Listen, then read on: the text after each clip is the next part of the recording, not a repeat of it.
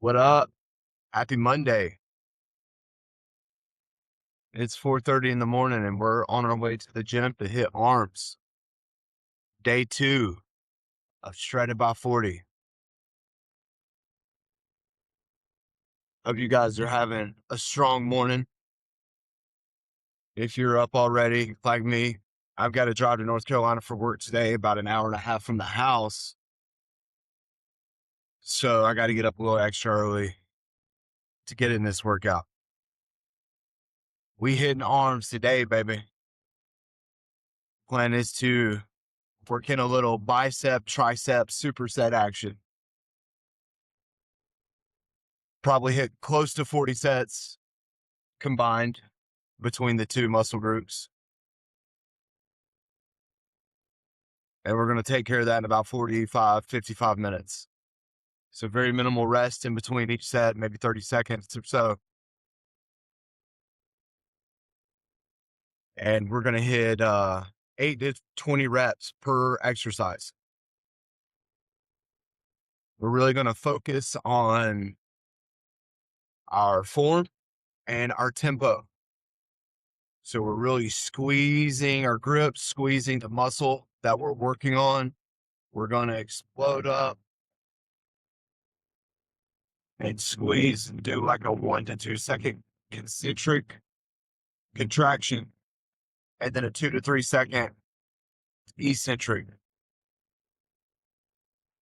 So that means we're going to explode up maybe 1, 2 seconds, and then we're going to let the weights down slowly 2 to 3 seconds, because that time under tension on the eccentric portion of the move is what's been shown to break down like 60 to 70% of your muscle tissue.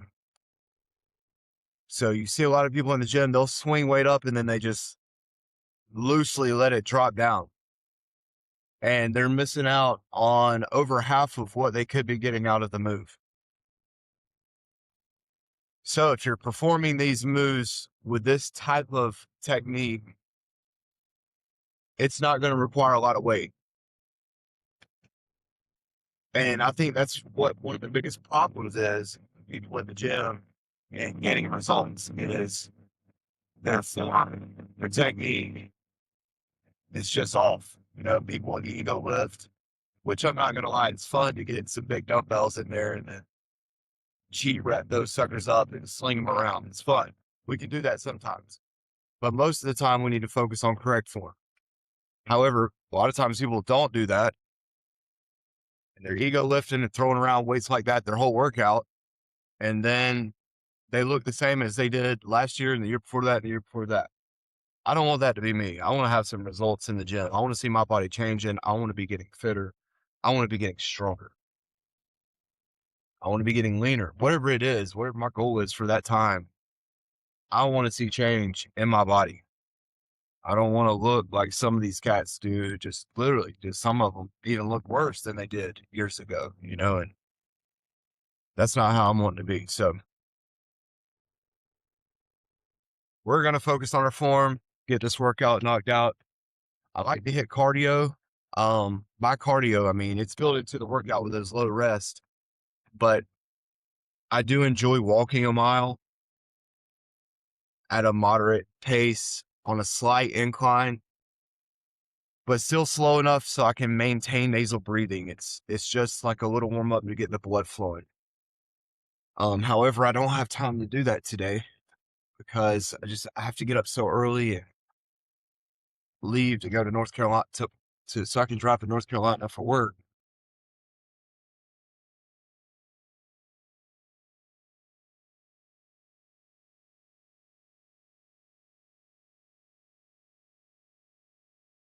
So I'll just get in some laps around the hospital later today. Let's see real quick. Weighed in at 222.5 this morning, which was surprising because that's a weight gain. I'm tracking my weight every day just so I can plot it out. But, really what we're looking for is just an overall decline in weight and over the period of a week. So it's like on average, as long as we're dropping weight, we're heading in the right direction. Your weight's going to fluctuate up and down. So, I'm not too concerned with it this morning. We're going to just keep the calories where I started at, which is around 26 to 2,800. I can't remember because I didn't look before I put in my last protein shake last night and went to bed. I know I hit a little over 300 grams of protein. Fats were, I think, 120 or so grams, and then carbs were less than that. They were, you know, 60 grams or something like that.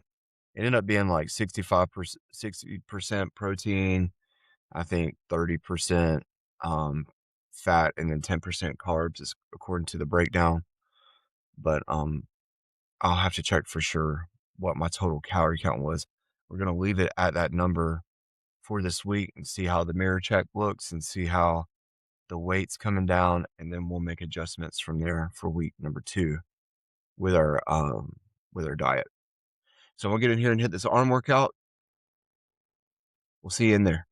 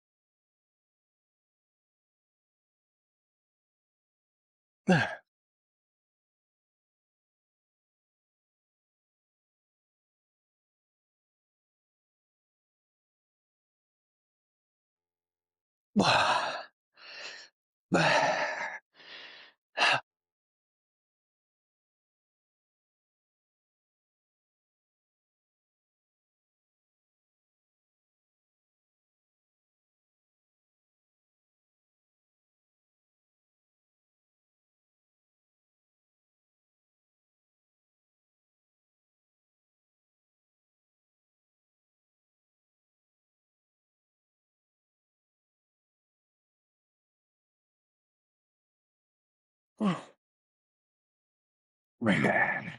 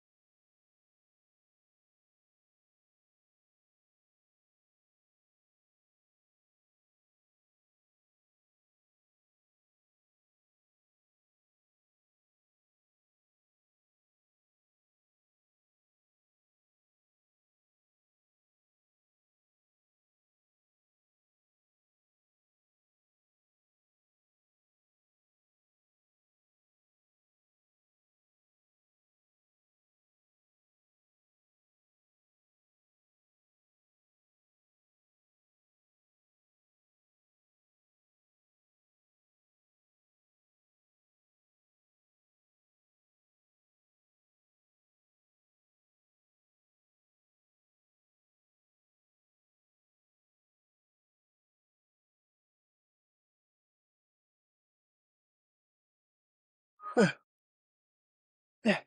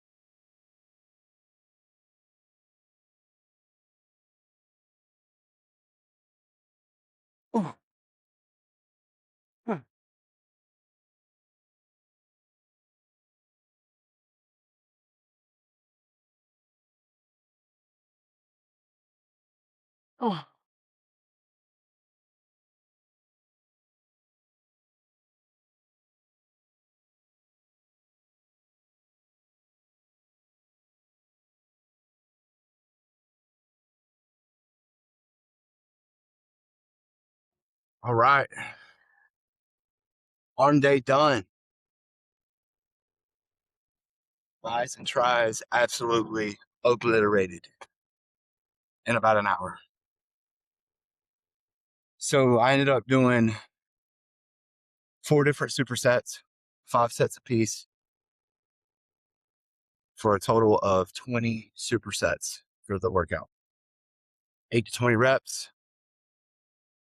I'm telling you, it was rough, especially trying to stay focused, keep that squeeze, and maintain that same tempo on the way down. Arms are spent. So I wanted to chat with you guys real quick about my peptide stack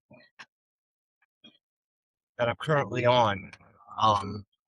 I tried this just a minute ago on the way to the gym, but the audio was just terrible with the wired headphones. I thought it might be a little bit better. I got this one angled a little different. I'm hoping it's a little better than yesterday. Please just bear with me with the audio until this new mic comes in. So peptides.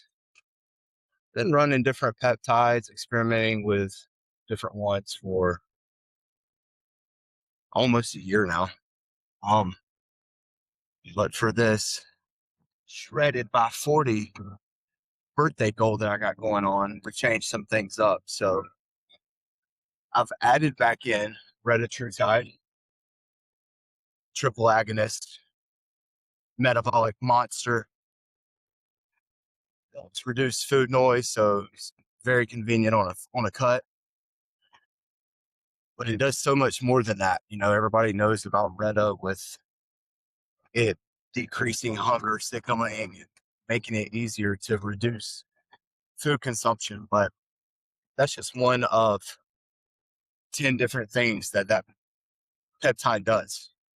It's good for inflammation. It'll help you sleep. Reduces visceral fat, which is the fat around your organs. I've had clients report that it's improved their constipation. One lady was having a BM once every 5 days on 3 different laxatives and stool softeners, and 2 weeks on retatrutide. She's now regular every single day, having at least one bowel movement a day. Another client had a cyst on their thyroid, but then a few weeks of taking retatrutide had completely reduced down to where it's barely noticeable. I mean, you have to be looking to see it, whereas before she was really self-conscious about how it protruded out the side of her neck. So it does a lot of really cool things, helps with energy. It's going to help with fat burning. It's going to help you maintain muscle, unlike Ozempic or semaglutide or tirzepatide, because it has the glucagon receptor agonism. It's going to improve glucose utilization, so your body does what it's supposed to with the sugar that's in your bloodstream. It's going to increase your insulin sensitivity, which is one of the hallmark signs of longevity. So it does a lot of cool things. Microdosing that, there's a lot of debate and arguing online about, no, this was created, you don't know pharmacodynamics and pharmacokinetics because it's designed to be taken one time a week. I've got probably 20 clients or so on retatrutide, and every single one of them we are microdosing. And by microdosing, I simply mean taking a very small dose, maybe a fourth or an eighth of the lowest dose that they started at in the studies. Clients are having phenomenal results from it and minimal side effects. No one's ending up in the ER dehydrated. There's no one that's having stomach fullness or nausea. I mean, almost zero side effects because we're dosing it a little bit more frequently, working up to it. We start at once a week, but then we work up that dosing, but we keep the dose small. And tremendous results from that. So I'm on the retatrutide. That's going to be Monday, Wednesday, Friday. And then also in the morning time, I'm taking SS31, which is a mitochondrial peptide. It has a little bit different mechanism of action than MOTC, which is another mitochondrial peptide that helps boost energy, decrease inflammation, improves stamina and endurance when it comes to athletic performance. So it's a great one. People really feel the effects of that one. So it's an awesome peptide to have in, but I'm cycling that one out right now. So I'm using SS31. And like I said, it works a little bit differently, but it's going to help restore and repair your own mitochondrial function. So it works a little differently. You don't feel it like you feel the MOTC, but I'm taking that for this 3 or 4 month cycle that I'm on. And at the same time, I'm also taking 5-amino 1MQ. So all these are in the morning time. And 5-amino 1MQ is also an energy / performance peptide. It'll help with weight loss. It's pretty much preventing your body from robbing itself of the molecules required to produce ATP, which is energy, cellular energy. So since it's blocking that mechanism, you have increase in ATP production. So all of these just work synergistically together. They potentiate one another. That's why I have them stacked together specifically right now. And then also in the morning time, fasted, I'm taking a very small dose of HGH. This is more for recovery, for anti-aging, longevity, joint support. We're going in this calorie deficit. We want to be as recovered as possible since we're working out 6 days a week. I've found over the years that the biggest thing that will prevent me from getting stronger, getting better, hitting it hard that next day is just the lack of recovery. It's not necessarily overtraining. It's just that we're under recovering. So I'm throwing all the peptides and supplements, collagen and everything that I can at my body so I can help support my tendons and my ligaments and my muscles, and my central nervous system while we're absolutely crushing it to hit our goals. And then finally, I believe the last one I'm on, if I'm not missing anything, is GH secretagogues. So CJC, ipamorelin are the two that I'm on right now, and I'm taking those fasted at bedtime. So most people take HGH at bedtime, or I shouldn't say most, a lot of people do. But since I'm taking the GH secretagogues at night to help boost the natural pulsatile rhythm of growth hormone that your body releases when you sleep, I'm taking the GH in the morning time. So I'm kind of hitting it at both ends there. We'll see how it works out. And I believe that is it as far as the peptides go. So I am going to jump off here. I've got about an hour and 15 minutes left on this drive to work. I'm going to hit up my Dunkin',